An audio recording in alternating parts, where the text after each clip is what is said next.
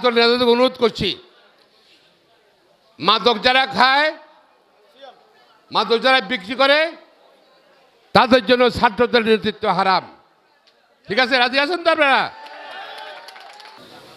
ছাত্রদল কিন্তু মাঠ পর্যায়ে করতে হবে, এর কোনো বিকল্প নাই। আমাদের মাননীয় প্রধানমন্ত্রী কিছুদিন আগে বলেছেন, সরকারের শক্তি হলো দল, আর দলের প্রাণ হলো ছাত্র দল। ছাত্রদের শক্তিশালী না থাকে, যদি ছাত্র যদি দুর্বল থাকে, বিএনপি যে এলাকায় ছাত্র দুর্বল, সেখানে বিএনপিও দুর্বল। যে এলাকায় ছাত্র শক্তিশালী, বিএনপি শক্তিশালী। কারণ এই ছাত্রদল তো প্রাণ শক্তি। এবং আমরা অত্যন্ত আনন্দিত, বর্তমানে নোয়াখালী জেলা বিএনপির প্রেসিডেন্ট সেক্রেটারি দুজনই ছাত্রদলের নেতা ছিল। এমনকি আমাদের সোনামুড়ি উপজেলা এবং পৌরসভা ছাত্রদলের convener, president, convener, member, secretary সবাইকে ছাত্রদলের নেতা ছিল। সুতরাং আমি বুঝি না ছাত্রদলের শক্তিশালী হবে না কেন।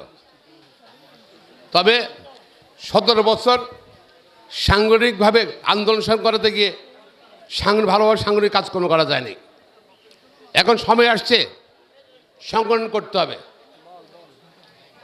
আমাদের নির্বাচন, গত 12 তারিখে নির্বাচন করতে গিয়ে আমরা পেয়েছি প্রত্যেক গ্রামেই ছাত্র আছে, কলেজে আছে, ইউনিভার্সিটি আছে, মাইজি পড়ে। এরা কিন্তু দলের সংগঠনের মধ্যে অন্তর্ভুক্ত নাই, নির্বাচন করেছে। এদেরকে নিয়ে আসতে হবে দলে, ছাত্রদল করতে হবে ছাত্রদের দিয়ে। এই নির্বাচন ছিল একটা পরীক্ষা, এই নির্বাচন ছিল একটা পরীক্ষা। অনেকেই কিন্তু বিএনপি করে, নির্বাচনে কোনো অংশগ্রহণ করেনি, কাজকর্ম করে নাই।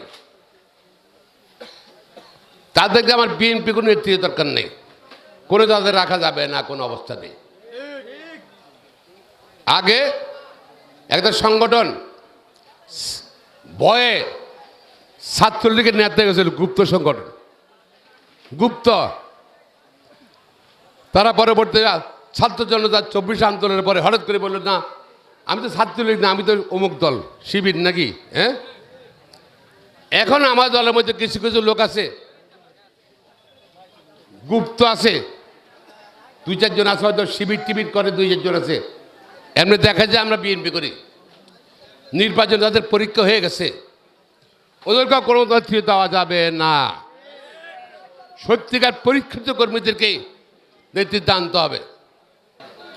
আমাদের বিএনপি ছাত্রদল অনেকে গুপ্ত আছে, করে শিবির, এখানে বিএনপি নেতাগিরি করতে চায়, তাদেরও চিহ্নিত করতে হবে।